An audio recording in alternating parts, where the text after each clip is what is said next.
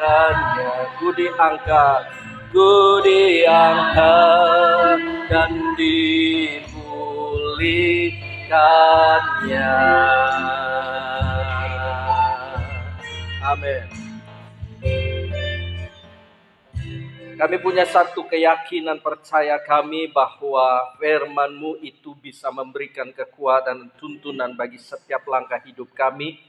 Karena segala tulisan yang diilhamkan Allah memang bermanfaat untuk mengajar, untuk memperbaiki kelakuan dan menuntun setiap kami di jalan kebenaran-Mu. Sebab itu malam hari ini kami membuka hati, kami mau terima firman-Mu. Telinga ini mendengar, mata ini melihat, dan hati ini terbuka untuk menerimanya.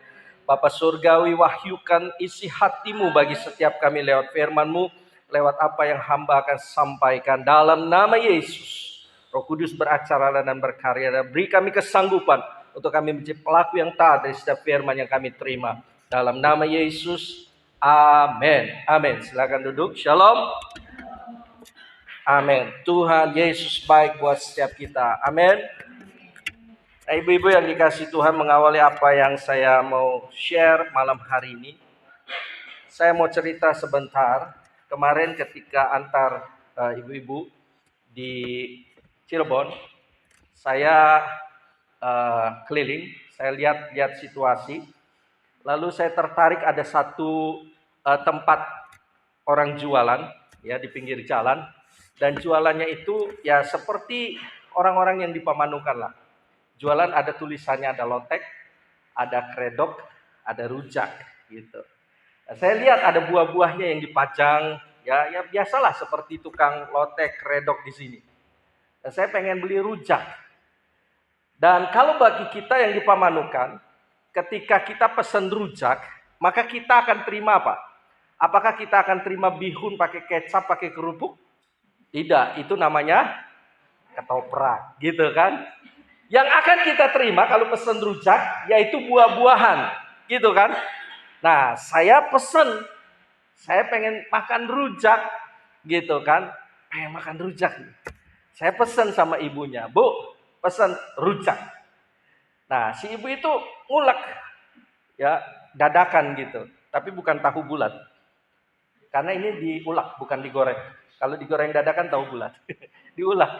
Nah, ibu itu sedang mempersiapkan pesanan orang lain ya. Jadi dia siapkan dulu pesanan orang lain. Saya nggak tahu pesanan siapa karena di situ belum ada orang. Baru saya yang datang. Dan saya bilang sama ibunya, Bu, pesan rujak. Terus dia bilang begini,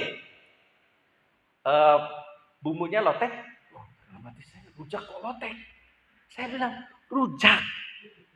Iya, lotek. Wah, saya pikir ibunya budek. Saya pikir ibunya budek nih ibu. Saya pesan rujak kok lotek lagi. Saya deketin sama si ibunya. Saya deketin ke kuping si ibunya. Rujak. Sambil begini. Rujak. Itu si ibu yang di sebelahnya bilang, iya mas. Ya, bukan mas. Iya pak. Katanya ada 3 jenis bumbunya. Rujak ada 3 jenis bumbu. Bumbu lotek. Oh, bumbu lotek, terus ada sambal asem. Pikiran saya, di Pamanukan saya belum pernah beli rujak bumbu lotek. Jadi saya bilang sambal asem. Kan pakai sambal asem. Oke, saya duduk. Dia buat. Setelah dia buat pesanan orang lain, dia buat pesanan saya. Dia ulek, saya duduk di meja kan. Saya nggak ngeliat tuh. Dia lagi pesan buatan saya. Saya konsentrasi dengan HP. Tiba-tiba dia bilang lagi begini, pakai lontong. Saya makin kaget, rujak pakai lontong. Saya makin kaget, rujak kok pakai lontong. Aduh, saya mana-mana di Pamanukan belum pernah ada rujak pakai lontong. Saya langsung lirik kan. Ya ampun, udah kangkung, udah ada toge, udah ada pakai tahu, ada mie di situ. Bumbunya memang bumbu sambal asem, bumbu rujak. Wah, dalam hati saya kalau di Pamanukan ini rujak kangkung gitu kan. Saya jadi teringat dulu pernah juga pesan di Pagaden, rujak kangkung datangnya rumba. Kalau di Pamanukan rumba karena bumbu terasi begitu kan. Wah, saya mendapat sebuah pelajaran dari hal ini. Apa pelajarannya? Begini Bu, kalau kita tidak memahami sesuatu pemahamannya jelas, kita akan bentrok. Setuju ya? Kita akan bentrok. Kalau saya ngotot, saya pesen rujak, kenapa datangnya kangkung, kasih toge, kasih engkol, ada mie-nya lagi, ada mie kuningnya. Aduh, saya langsung update di WA status makan lotek versi rujak Cirebonan. Dan kaget gitu, rujak kok pakai lontong. Dan setelah saya makan, ya udahlah, udah dipesan, udah dibikin, mau apa lagi? Saya bayar. Dan ketika bayarnya, no play, tidak main-main. Ya, no kan tidak kan, play lagi. Tidak main-main harganya. Berapa Bu? 22.000. Astaga. Saya pikir di Pamanukan gue bisa dapat 4 bungkus. Dari Pamanukan bisa dapat 4 bungkus. Kenapa di Cirebon bahkan di tempat cuma sepiring itu 22.000. Oh my God. Saya langsung update status. Oh mungkin ibunya ngelihat ada turis kesasar. Ada turis kesasar. Nah jadi apa pelajarannya? Kalau kita tidak memahami sesuatu, kita akan bingung. Dan kalau kita ngotot, pasti kita bentrok. Tapi kalau memahami dan memiliki pengertian kesepahaman, pasti tidak akan terjadi kesalahpahaman. Setuju? Saya terjadi kesalahpahaman dengan si ibu. Cuma saya nggak mau ngotot. Walaupun pembeli ada raja katanya kan. Tapi yang masa mau ngotot udah diulek gitu kan. Nah ya, jadi ibu-ibu kalau nanti jangan kaget. Pesen rujak itu harus jelas. Rujak buah. Karena ketika saya baca lagi spanduknya ada tulisan di bawahnya. Nah seperti si Willy lagi saya kan. Dia datang ke dokter gigi, dia baca. Tidak bisa dicabut dalam kondisi demam. Padahal ada tulisan di bawahnya lagi. Saya nggak baca full. Ternyata ada poin-poin di situ. Lotek, karedok, rujak, buah. Oh, ternyata saya harus bilang rujak, buah. Kalau bilang rujaknya saja, Bu, jadi kalau ke Cirebon atau ke daerah mana gitu, kalau pesan rujak jangan rujaknya doang. Ntar yang datang kangkung, toge, engkol. Gitu ya, itu yang datang gitu. Jadi harus jelas rujak buah. Karena saya komunikasinya juga ngejar, ibu itu tidak pahami versi saya tidak pahami versi orang Cirebon gitu kan. Orang Cirebon bukan Pamanukan, orang Pamanukan bukan orang Cirebon. Nggak nyambung Nur gitu. Tapi malam hari ini mari kita nyambung dengan firman Tuhan. Jangan sampai nggak nyambung ya. Apa yang disampaikan lain, yang diterima lain. Wah repot kalau begitu. Siap ibu-ibu?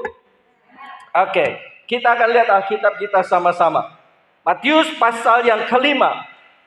Matius pasal yang kelima, ayat yang ke-20. Matius pasal 5 ayat yang ke-20. Saya baca Alkitab dalam terjemahan bahasa Indonesia versi yang kedua. Karena di versi yang pertama ada kalimat yang tidak ditulis di dalam terjemahan versi yang kedua. Lihat ayat yang ke-20. Matius pasal 5 ayat 20. Perhatikan ya, apa yang tidak tertulis di situ. Saya baca di terjemahan versi yang kedua. Aku berkata kepadamu, Yesus berkata, jika hidupmu tidak lebih benar daripada ahli-ahli Taurat dan orang-orang Farisi, sesungguhnya kamu tidak akan masuk ke dalam kerajaan sorga. Apa yang membedakan? Di terjemahan yang pertama ada kata keagamaan. Di terjemahan versi yang kedua tidak ada kata keagamaan. Hanya ditulis jika hidupmu tidak lebih benar. Kenapa kata agama tidak ditulis dalam terjemahan versi yang kedua? Saya memahaminya begini. Karena seringkali yang namanya agama itu hari-hari ini terlebih lagi itu menjadi sebuah bahan tertawaan, bahan olok-olokan dari orang-orang sekuler, orang-orang yang menganggap dirinya menjadi lebih pintar, lebih up to date daripada orang-orang yang mengatasnamakan dirinya orang beragama. Karena berpikir bahwa orang yang beragama itu orang kuno. Makanya sering kali ada bentrokan-bentrokan di dalam persoalan keagamaan. Dan hari-hari ini terjadi banyak bermunculan hal-hal yang membuat kita bingung dengan yang namanya agama. Ibu-ibu, saya pernah sampaikan juga ya minggu kemarin dalam sebuah share firman Tuhan di ibadah raya, saya sampaikan ada satu tokoh yang mengatas nama diri sebagai orang Kristen progresif. Namanya keren. Kristen progresif. Progresif itu keren. Progresif itu berarti terus bertumbuh, terus mengalami kemajuan. Itu progres, tidak diam, tapi terus bergerak. Bagus. Karena memang Tuhan juga ingin kita terus bergerak menuju ke satu tujuan, yaitu Christ-like, menjadi seperti Kristus. Tapi dalam pemberitaan Kristen progresif, yang sebenarnya sudah banyak sanggahan-sanggahan, sudah banyak pemberitaan yang meluruskan tentang Kristen progresif. Yang namanya Kristen progresif seharusnya tidak bisa disejajarkan. Kata Kristennya tidak bisa disejajarkan dengan kata progresifnya. Apalagi dengan pengertian tokoh ini. Dia mengatakan bahwa Alkitab tidak bisa jadi panduan. Satu-satunya panduan. Alkitab tidak bisa dipandang hitam dan putih untuk menentukan tuntunan, menentukan jalan hidup orang yang percaya. Jadi Alkitab tidak bisa jadi tuntunan dan tidak bisa jadi satu-satunya tuntunan. Saya mau tanya sama ibu, ketika kita datang ke gereja, tolong yang bawa Al-Quran angkat tangan. Kan kaget kan? Kenapa? Karena nggak mungkin. Coba di sini yang bawa Tripitaka. Barangnya aja ibu-ibu belum pernah tahu kan Tripitaka kayak gimana. Kalau Al-Quran mungkin bisa tahu. Tripitaka, tahu Tripitaka? Bukan orang Pitak. Tripitaka. Tripitaka itu kitabnya orang Buddha. Weda, kitabnya orang Hindu. Bukan itu kan yang kita bawa. Yang kita bawa apa? Handphone Android, ada Alkitab. Zaman sekarang kan gitu. Bukan bawa Alkitab. Bawa HP Android tapi ada Alkitabnya. Ya bawa Alkitab kan. Yang dibawa kan Alkitab. Jadi kalau orang Kristen mengaku dirinya Kristen tapi sumbernya bukan Alkitab, itu Kristen jalur apa? Hah? Jalur apa tante? Zaman batu. Ya. Tuntunannya apa? Kita dikatakan Kristen karena pegangan kita adalah Alkitab yang berbicara tentang segala tulisan yang diilhamkan oleh Allah. Tokohnya mengatakan Alkitab itu banyak pertentangan di dalamnya. Come on. Banyak bertentangan. Dia ambil contohnya pernikahan. Kalau Alkitab nggak bertentangan, kenapa? Ayatnya berkata, laki-laki harus punya satu istri, perempuan harus punya satu suami. Kan diberitakan gitu. Tapi kenapa Daud punya banyak istri? Kenapa Salomo punya banyak istri? Berarti ini Alkitab bertentangan. Aduh, ini nggak memahami kebenaran. Bukan mau menang sendiri. Tapi Anda tidak memahami Daud dan Salomo itu punya banyak istri. Mungkin pikiran kita sederhananya begini. Lagiannya kenapa ya ditulis gitu. Ini kan cari gara-gara. Kan kalau harusnya amannya udah gak usah rinci gitu. Salomo Raja Israel titik. Gak usah istrinya 300, kuniknya 700. Kan jadi perkara sekarang kan. Daud gitu. Udah tulis aja Raja Israel yang pertama titik. Kenapa ditulis Daud mempunyai istri yang bernama Abigail. Daud mempunyai istri lagi dari seorang yang bernama banyak. Jadi kan timbul masalah. Sehingga dikatakan bahwa Alkitab ini banyak pertentangan. Padahal kita mengatakan laki-laki akan bersatu dengan istrinya dan menjadi satu daging. Satu-satu. Waduh. Dia tidak memahami bahwa Salomo sama Daud punya banyak istri. Apa Tuhan yang kasih perintah? Hai Daud, nah cukup raja istrinya satu, rugi dong. Gitu kan. Raja istrinya satu, rugi dong. Gitu. Lu harus istrinya banyak. Gitu kan? Enggak, itu bukan perintah Tuhan. Itu kemauannya Daud. Itu kemauannya Salomo. Dan kenapa harus ditulis? Kan aman kalau nggak ditulis kan? Justru ditulis supaya ada perbandingan. Bahwa apa yang diperintahkan Tuhan dengan keinginan manusia itu jauh beda. Lihat keinginan Daud, lihat keinginan Salomo, punya banyak istri. Lihat dengan ketetapan Tuhan. Jadi Tuhan mau memperbandingkan. Dengar. Sekalipun Daud adalah orang yang berkenan di hatiku, tapi kalau persoalan ini, dia tidak ikuti aturanku, dia tidak ikuti hukumku. Coba baca kisahnya. Daud mengalami masalah karena banyak istri. Anak-anak yang dilahirkannya perang. Saling bunuh. Ya kan? Coba baca. Salomo banyak istrinya. Tapi salah satu dari istri Salomo itu adalah orang Mesir. Seorang ratu, anak Fir'aun. Akhirnya apa? Itu yang membawa Salomo untuk menyembah berhala. Nah, jadi maksudnya ditulis di dalam Alkitab bukan supaya menunjukkan tuh Alkitab bertentangan. Di satu sisi menulis harus punya satu suami, harus punya satu istri, istri punya satu suami, nggak boleh lebih. Tuh, sedangkan Daud, Salomo, Abraham, apakah itu perintah Tuhan? Bukan. Makanya itu ditulis supaya menunjukkan dan mengajar kepada kita. Hai dengar umat. Ketika manusia punya keinginan, dengan Tuhan punya aturan. Kalau lebih mengedepankan keinginan dibanding aturannya Tuhan, masalah. Dan Tuhan gak suka. Itu maksudnya. Bukan ditulis itu bertentangan. Dalam hati ini orang aneh. Jadi nggak sesuai lah, nggak tepat dikatakan Kristen progresif. Kalau Kristen pegangnya Alkitab. Kalau dikatakan tidak lagi pegang Alkitab, tidak lagi percaya Alkitab sebagai satu-satunya kunci untuk menunjukkan jalan ke surga, lalu pegangannya apa? Komik, majalah, TikTok. Apa pegangannya? Aneh.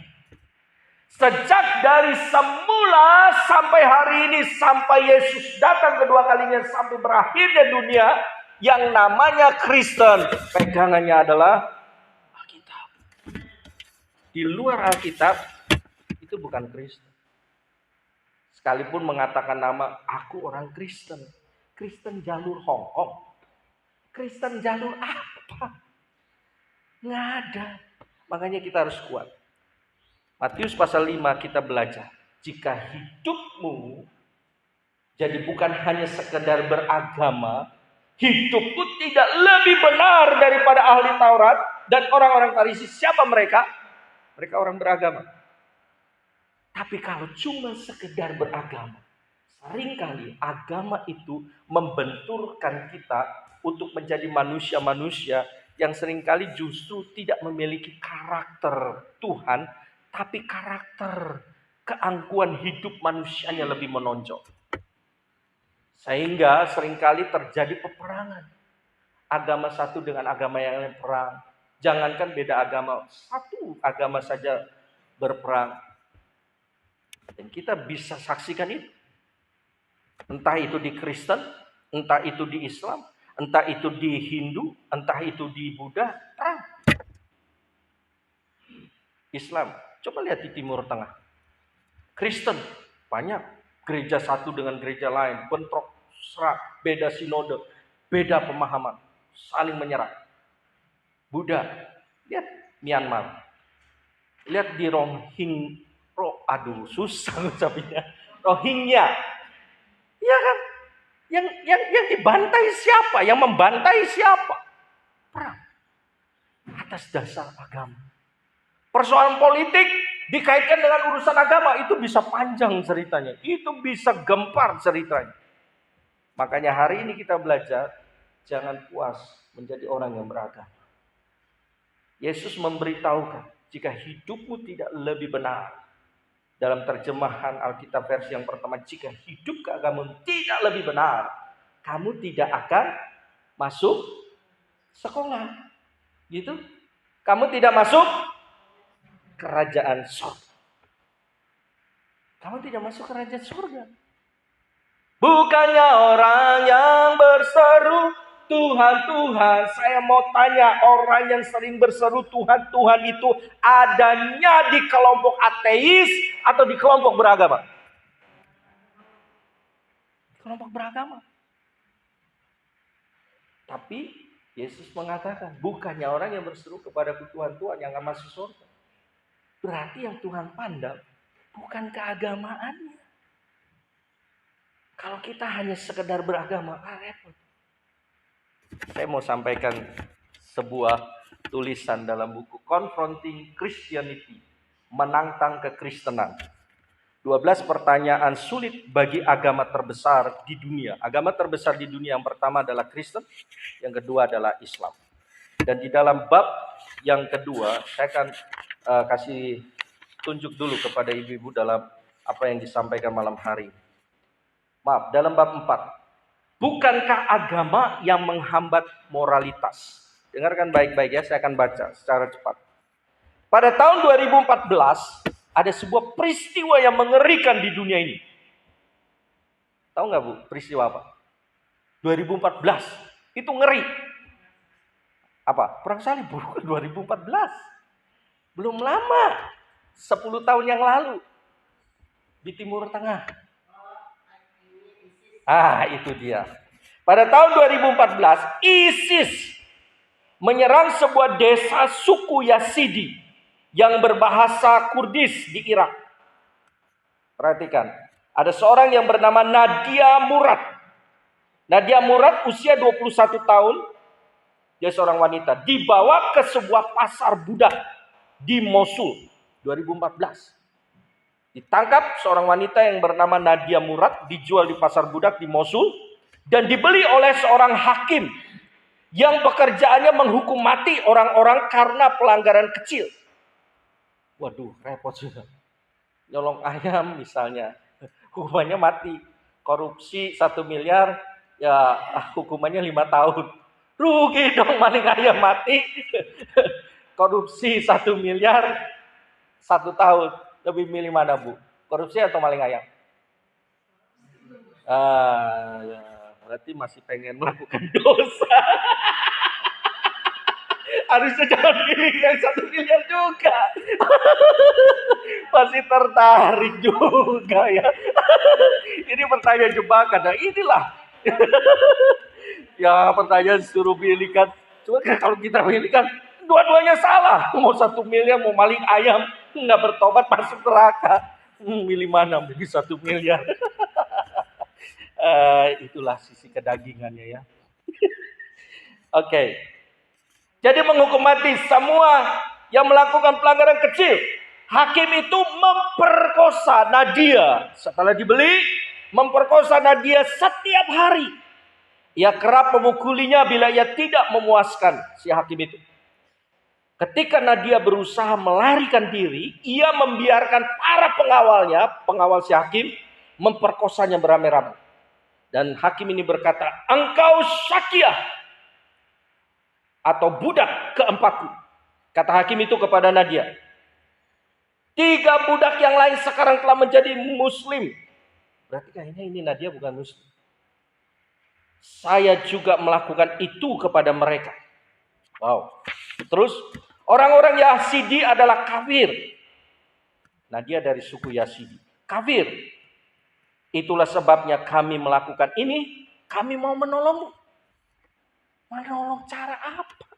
Dijadikan budak, diperkosa, mau menolong katanya. Ini ajaran dari mana gitu ya? Kita membaca cerita ini dengan rasa ngeri dan mual. Namun tindakan hakim tersebut adil menurut hukum moralnya. Kata si hakim. Departemen Riset dan Fatwa ISIS mempelajari suku Yazidi dan menyimpulkan bahwa mereka orang-orang kafir. Sehingga perbudakan atas mereka dibenarkan dalam hukum syariah. Sebuah buklet internasional memberi judul Pertanyaan dan Jawaban mengenai mengambil tawanan dan budak. Memberikan panduan kepada para pejuang ISIS. halal, nggak masalah. Mereka mengatasnamakan agama.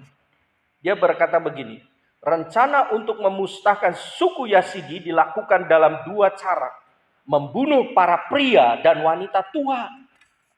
Jadi wanita tua nggak laku. Sorry, ini bukan kata saya kan baca di sini. Aduh, kasihan nenek-nenek dan kakek-kakek. Prianya nggak disebut pria tua. Pria semua ditumpas, wanita tua ditumpas, dan memperkosa dan memperbudak para wanita muda. Orang-orang ISIS tidak hanya memenuhi syahwat mereka, tetapi juga kewajiban agama mereka. Mereka meyakini mereka berbakti. Sehingga timbullah pada tahun 1999 ada tulisan seorang fisikawan, seorang ahli fisika yang bernama Steven Weinberg. Dia berkata begini, agama merupakan sebuah penghinaan terhadap martabat manusia. Dengan atau tanpanya, tanpa agama atau dengan agama, Anda akan melihat orang-orang baik melakukan hal-hal baik dan orang-orang jahat melakukan hal-hal jahat. Namun, supaya orang baik melakukan hal yang jahat, dibutuhkan agama. Coba, untuk supaya melegalkan perbuatan jahat yang dilakukan oleh orang baik, itu harus dilegalkan dengan yang namanya agama. Dibuat dulu fatwanya. Supaya apa yang kamu lakukan bukan dosa. Karena ada aturan agamanya. Coba, sedemikian rupa dibuat aturan. Dan Yesus sudah ngomong, hati-hati. Orang Farisi, orang Saduki punya aturan juga begitu. Berbeda dengan mereka dianggap sebagai musuh, sebagai lawan. Dan Yesus berkata bahwa jika hidupmu, hidup keagamamu tidak lebih benar, bukan tidak lebih baik. Sorry. Tidak lebih benar. Baca Alkitabnya. Coba ditemukan tidak lebih baik atau tidak lebih benar. Tidak lebih benar. Perhatikan kalimat yang Yesus bilang itu luar biasa. Yesus nggak ngomong tidak lebih baik. Yesus ngomong tidak lebih benar. Yesus tidak bicara tentang kuantitas. Tapi Yesus bicara tentang kualitas. Benar itu bicara kualitas. Baik itu bicara kuantitas. Kalau Yesus bilangnya begini, kalau hidup keagamamu tidak lebih baik, Yesus sedang bicara kuantitas. Maksudnya gini, orang Farisi, orang Saduki, ahli Taurat itu punya kebiasaan keagamaan, mereka puasa seminggu paling tidak 2 kali. Nah, ibu-ibu di sini puasa seminggu berapa kali? Jangan lihat perut saya. Itu yang di depan puasanya berapa kali. Ahli Taurat, orang Farisi itu puasa seminggu 2 kali. Jadi kalau Yesus berkata kamu harus jadi lebih baik, berarti paling tidak kalau kita harus lebih baik dari orang Farisi Saduki, minimal kita harus puasanya berapa kali? 3 kali. Karena orang Farisi 2. Kamu kan harus jadi lebih baik. Jadi lebih baik harusnya dalam jumlah harus jadi 3. Wah, itu sukses. Tapi kalau justru 1 kali, wah bukan sukses. Kamu masih kalah. Kamu masih jauh. Orang Farisi 2 kali, kamu sekali. Wah, nggak masuk surga. Berarti harus 3. Tapi Yesus nggak ngomong tidak lebih baik. Kamu harus jadi lebih benar. Banyaknya kuantitas belum tentu berkualitas. Tapi orang yang berkualitas pasti punya kuantitas. Sekali lagi. Nah, ini sedikit membingungkan. Banyaknya kuantitas belum tentu berkualitas. Tapi kalau orang punya kualitas, tentu dia punya kuantitas yang lebih. Orang kegiatannya mungkin banyak, tapi belum tentu apa yang dikerjakan itu menghasilkan kualitas. Setuju? Tapi orang yang punya kualitas, pasti dia mengerjakan lebih daripada orang yang biasa-biasa saja. Contoh, orang yang punya kuantitas. Orang lulusan perguruan tinggi, katakan dia S3. Apakah dijamin hidupnya bisa lebih kaya daripada lulusan SD? Siapa yang berani katakan bisa dijamin? Secara hukum hitam di atas putih, di atas kertas, harusnya bisa. Harusnya kan? Karena dia pendidikannya tinggi. Tapi dalam realitas, tidak. Jadi orang bisa gelarnya sarjana, tapi kualitasnya bukan sarjana. Tapi orang yang bukan kuantitasnya sarjana, tapi punya kualitas hidupnya. Dan kenyataan bicara lain. Makanya kalau persoalan sukses ukurannya kaya, sukses ukurannya itu kedudukan, dan mengatakan bahwa kamu harus sekolahnya tinggi dulu baru bisa. Oke. Ya memang betul pendidikan perlu. Tapi kalau ketika bicara realitas, seringkali kita nggak jumpai begitu. Coba secara jujur, orang-orang kaya, jangan di dunia, di Indonesia saja. Apakah mereka lulusan S3? Ibu-ibu tahu bosnya Alfamart? Bos Alfamart namanya siapa ya? Sutanto gitu. Saya pernah lihat kemarin gitu ya, ada riwayat biodatanya dalam sebuah cuplikan tayangan. Yang bos Alfamart sebelum jadi Alfamart. Tahu bosnya Alfamart?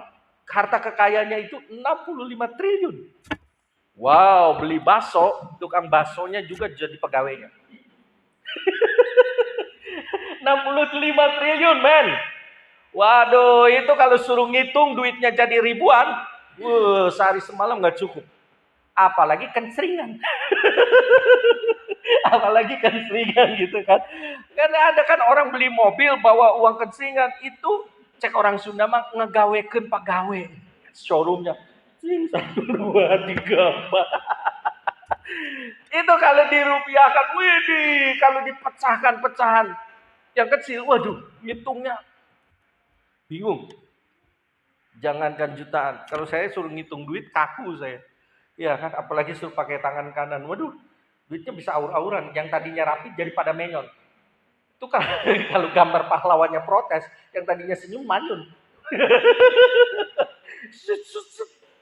Saya lihat gitu kan petugas bank enak gitu kan. Contohnya aja kayak si Willy gitu kan. Saya lihat Willy hitung duit tuh, ini enak banget kan. Ternyata kan dia di bank. Saya mau coba. Itu kelipat semua. Dia gepokan gitu, cepet gitu. Manual kan, bukan otomatis. Kalau otomatis, kita hitungnya Pak, dimulai dari 0, cek, nah itu otomatis. Kalau manual, itu manual. Wow, 65 triliun. Tapi tahu bos Alfamart ini lulusannya apa? Cuman SMP. SMP punya duit yang 65 triliun. Jadi, kesimpulannya apa? Tidak menjamin. Kuantitas belum tentu menjamin kualitas. Tapi kalau orang punya kualitas, pasti kerjanya juga berkuantitas. Kenapa? Orang akan mengatakan dia kerja keras. Dia berkuantitas.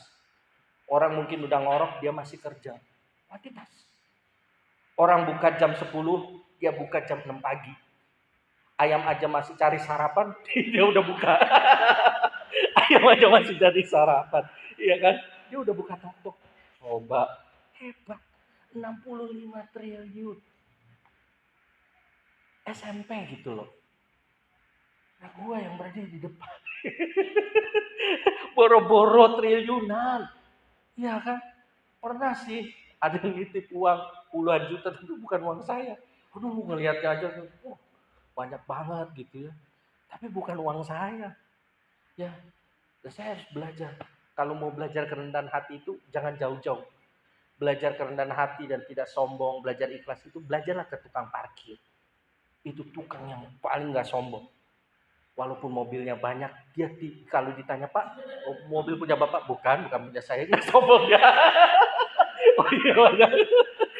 Ya kan? Dia orang yang paling ikhlas. Begitu mobilnya pada keluar, dia nggak nangis. Aduh, mobil saya. Ikhlas dia.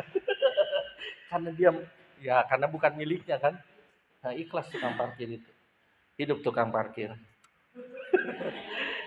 Jika hidup keagamaan tidak lebih benar.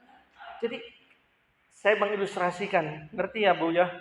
Orang yang berkuantitas belum tentu berkualitas. Tapi orang yang berkualitas pasti punya kuantitas. Pasti nggak main-main. Jadi jangan begini, tuh dibilang kan yang penting bukan kuantitas. Ini nggak apa-apa ke gerejanya belang bentong. Aduh salah. Justru harus tunjukkan hormat kita. Amin. Sama Tuhan. Karena orang yang berkualitas pasti kerjanya berkuantitas. Bukan datang, kosong. Datang, kosong. Coba saya mau tanya. Kalau ibu-ibu menjalankan bisnis, dagang atau apa saja bentuk. Buka sekarang, sebulan tutup. Bulan depan buka lagi. Bisa pengen punya mobil Mercy, bisa buru-buru. Kalau punya mobil Mercy, mungkin orang mengatakan, mujak jika gitu kan. Orang kan bilang begitu, wah jangan-jangan mujak nih, jangan-jangan nyumpang nih.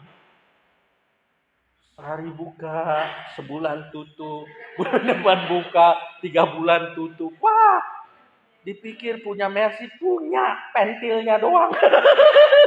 Pentil ban mobilnya doang. Aduh, jangan harap gitu kan. Ya jangankan Mercy baru, Mercy second aja juga kayaknya enggak. Ya kan? Nah, itu dia. Jangan-jangan hanya bisa beli lotek versi rujak. Ya kan? Bisa coba beli lotek versi rujak. Rujak versi lotek begitu. Aduh. Tidak masuk dalam kerajaan surga. Sekarang lihat ayat yang ke-48. Lihat ayat yang ke-48. Karena itu haruslah kamu sempurna seperti pendetamu. Amin. Bapak Toli. Bapak Buddha. Kan bapakmu. Bukan bapakmu kecil ya. Kalau bapakmu, ibu-ibu tadi bilang bapakmu. Ya di dunia ini Bapak Toli. Tapi ini bukan Bapak Toli. Nah, Bapak Toli pun harus jadi seperti Bapak ini. Sama seperti Bapakmu yang di surga. Nah, Bapak Toli belum di surga.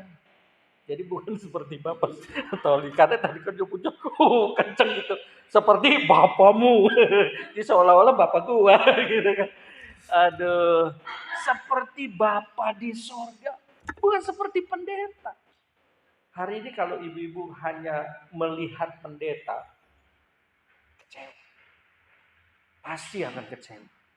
Jangan kalau ke gereja itu ukurannya pendeta. Kalau ke gereja ukurannya pendeta, saya pastikan mungkin sekarang masih bertahan. Besok-besok bisa nggak bertahan. Kenapa yang namanya pendeta itu versinya beda-beda. Pasti akan kecewa. Punya kelemahan, punya kekurangan. Dan Alkitab mengatakan kamu dituntut bukan jadi seperti pendetamu, tapi seperti Bapa di sorga. Ada banyak orang hari ini kecewa, tidak lagi ke gereja, hanya karena persoalannya tadi, cari manusia, cari hamba Tuhan. Cari pelayan Tuhan yang kurang lah. Cari saudara seiman di gerejanya kurang lah. Banyak yang jadi kecewa. Saya prihatin gitu ya. Makin kesini kok orang Kristen bukannya semakin berkualitas, tapi ngejarnya kuantitas. Lihat yang spektakuler. Kalau ibu-ibu mau cari gereja yang sempurna, saran saya, kalau sudah ketemu gereja yang sempurna, Bu, jangan masuk ke situ. Jangan masuk. Kenapa jangan masuk? Bukan kasihan ke ibunya, kasihan ke gerejanya. Karena ketika ibu masuk, gereja itu nggak jadi sempurna. Gereja itu nggak jadi sempurna. Coba saya mau tanya, apakah kita sempurna? Enggak, makanya jangan masuk. Kalau udah ketemu, wah ini gereja yang bagus, ini gereja yang sempurna, jangan masuk. Kasihan gitu ya. Kita masuk gerejanya nggak sempurna nanti. Ya, wah masuk orang nggak sempurna gitu. Di mana kita temukan kesempurnaan? Makanya cari jangan yang spektakulernya. Kalau cari yang spektakulernya hari-hari ini, kita nggak mungkin cari yang model begini gerejanya. Apalagi kalau anak muda, cari yang gegap gempita.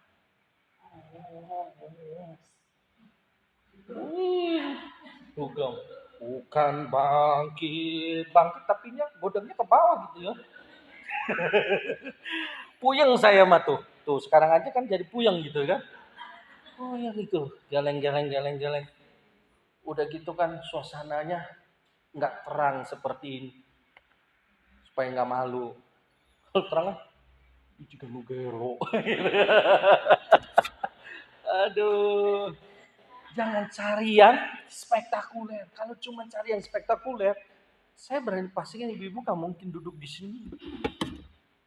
Apalagi gereja kampung. Ya kan?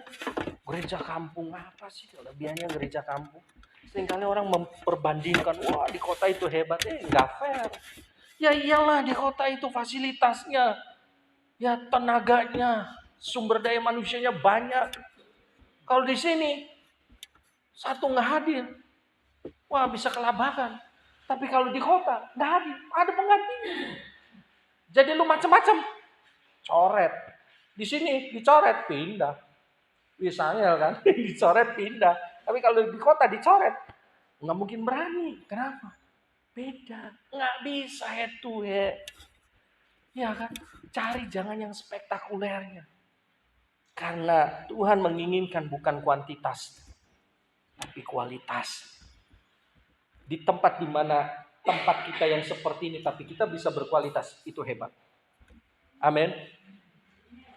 Tapi kalau di tempatnya fasilitasnya sudah semua lengkap menjanjikan, lalu kita bisa lebih maksimal, kira-kira dibandingkan keadaannya minim nih. Fasilitas nggak ada, tapi bisa lebih semangat, bisa lebih antusias. Ibu-ibu yang lebih hebat yang mana kira-kira? Yang mereka punya fasilitas lengkap, lalu bisa lebih maksimal, atau tidak ada fasilitas sekalipun, tapi bisa lebih hebat, bisa tetap semangat. Mana kira-kira yang lebih hebat? Yang tidak ada apa-apanya, tapi bisa lebih semangat. Kalau ada apa-apanya, semangat biasa, kecil, ya kan? Coba, sekarang saya kasih contoh begini, Bu. Dulu saya latihan mobil dengan tujuan supaya saya bisa bawa mobil. Saya les, saya ikut kursus, iya kan? Tapi tetap papa saya bilang begini, Ari teboga mobil mas, ya mau ngara bisa lancar. Waduh, ini yang ngomong begini bukan tukang bubur, tapi seorang supir, ya kan? Jadi kalau saya diceramain begitu, ngerti ya maksudnya? Yang ngomong bukan tukang bubur. Kalau yang ngomong tukang bubur nggak pernah tahu tentang teknik menyetir, lalu bilang begitu, saya bisa percaya bisa tidak. Tapi yang ngomong satu itu bapak saya, yang kedua dia seorang supir, gitu kan? Dia bilang kali belum buka mobil memual bisa lancar. Tapi saya tujuannya begini, saya supaya lancar. Saya cari kursus begitu. Kursus. Nah, sampai ya belum ada mobil nggak lancar-lancar. Nggak lancar-lancar. Lalu sekarang diberikan berkat, ada di kendaraan. Walaupun overheat 3 kali, overheatnya 3 kali tuh kudanya. Aduh, overheat 3 kali, ya karetnya lepas, terus kemudian timing belnya rontok, itu ibarat gigi mah ompong itu, karena giginya itu habis setengah, sehingga mobil tuh nggak bisa didorong pun nggak bisa. Yang dorongnya, wah saya puji, wah luar biasa yang mendorong gitu ya, lancar. Aduh itu, Ada Wonder Woman juga yang mendorong. Karena mama saya ikutan dorong. Dia dorong mobil di Cicadas. Ya untung Cicadas. Coba kalau itu di Cirebon, kan repot. Ya, Cicadas Binong. Jadi saya telepon Om Akai, bisa nggak tolong mobil Panther, box Panthernya datang sehingga ditarik. Tuh, pengalamannya panjang itu kuda. Setelah ada kuda, saya bisa bawa mobilnya bisa lebih lancar. Wajar nggak? Wajar. Karena saya punya, kendaraannya ada. Tapi akan lebih mantap, kendaraannya belum ada, saya udah bisa lancar. Gitu kan? Nah, waktu belum ada kendaraannya, saya nggak lancar-lancar. Memang ketika bawa di les, di kursus, wah luar biasa. Saya bingung loh. Waktu kursus, pertama kursus, ya kemudian pegang mobil, pernah pakai mobilnya Om Makai, mobil Peter gitu, mati lagi mesin. Saya bingung. Kalau les nggak pernah mati itu mesin. Kenapa bawa sendiri mati lagi?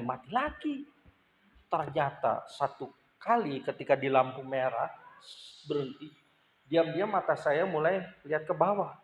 Waktu mata saya lihat ke bawah, saya lihat pelatih. Itu pelatihnya lagi nginjek sesuatu. Saya lihat, wah, kebongkar rahasianya. Pantesan mesin gua nggak pernah mati. Karena si pelatihnya punya pedal. Punya pedal sendiri. Pelatihnya gak mau takut mati. Punya pedal sendiri. Pantesan mobil gak pernah mati. Nanjak juga gak pernah mati. Bangga saya kan waktu les. Ya kan? Waktu dibawa nanjak ke Ranggaburu, ini mobil gak pernah mati. Lepas koplingnya, mobilnya mundur. Tapi saya bawa sendiri ketika minjem mobil Peter, udah mobilnya rosot gitu kan. Udah nyerosot, mati mesin. Bingung kan saya. Kenapa? Karena pelatihnya punya pedal sendiri, punya pedal penyelamat. Wah, itu yang membedakan. Jadi saya menyampaikan analogi-analogi seperti ini untuk kita bisa memahami kebenaran. Ketika keadaannya tidak mendukung tapi kita bisa, itu jauh lebih hebat. Kan orang akan mengatakan, pantas kamu bisa, kamu punya. Bangga? Biasa aja. Tapi coba dalam keadaan ketiadaan, dalam keterbatasan, tapi kita mampu. Orang akan, wow, hebat ya. Kamu nggak punya ini, tapi kok bisa? Dibanding, oh pantas. Karena punya, pantas. Karena begini, pantas. Orang tidak respect lebih. Tapi ketika dalam keadaannya minim, kita bisa. Itu jauh lebih hebat. Wow, luar biasa. Ketika mobilnya belum ada, saya pernah mundur. Ya, mundurin mobil. Pegawainya Om Akai dulu ada yang namanya Parihi. Dimasukin terus Om, terus. Udah, perasaan saya nggak ada gitu, nggak ada bunyi jentuk, nggak ada bunyi apa. Bahkan saya tanya sama orangnya, Mas, nabrak nggak? Nggak om, bagus. Wah, bangga saya kan, bagus, turun. Besok pagi Om Akai telepon, Andreas, ya Om, itu mobil kenapa? Mobil kenapa? Itu penyok mobilnya, kamu nabrak. Dalam hati saya. Saya bilang, enggak Om, enggak tahu. Coba kamu ketawa dulu sini. Waduh, begitu saya ketawa. Pintu sebelah kiri. Tuh coba lihat. Begitu saya lihat, astaga, benar dekok. Dalam hati saya, kenapa si Parihin bilang terus nabrak? Enggak Om, bagus gitu kan. Bagus. Besok pagi udah ada telepon. Mobilnya dekok gitu kan. Aduh. Sejak hari itu saya ketakutan. Kalau suruh bawa mobil orang, saya nggak berani. Walaupun sudah les, nggak berani. Nah, itu yang membuat pada akhirnya nggak lancar, nggak bisa. Kursus, tapi tetap nggak bisa. Ya, tapi ketika dalam ketidakberdayaan, segala sesuatunya terbatas, tapi kita mampu lebih, itu hebat. Jika hidup keagamamu tidak lebih benar dari orang Farisi, kamu tidak masuk kerajaan surga. Kamu harus jadi sempurna, seperti Bapa di surga sempurna. Amin. Mari kita berdoa. Terima kasih untuk setiap kebenaran yang kami terima malam hari ini, yang mengajar kami ya Tuhan. Pakai hidup kami untuk menjalani kehidupan ini, tidak hanya sekedar menjadi orang yang beragama, tapi kami hidup dalam kebenaran, menjadi sempurna seperti Bapa di surga sempurna. Diserahkan hidup ini. Dalam nama Yesus, amin.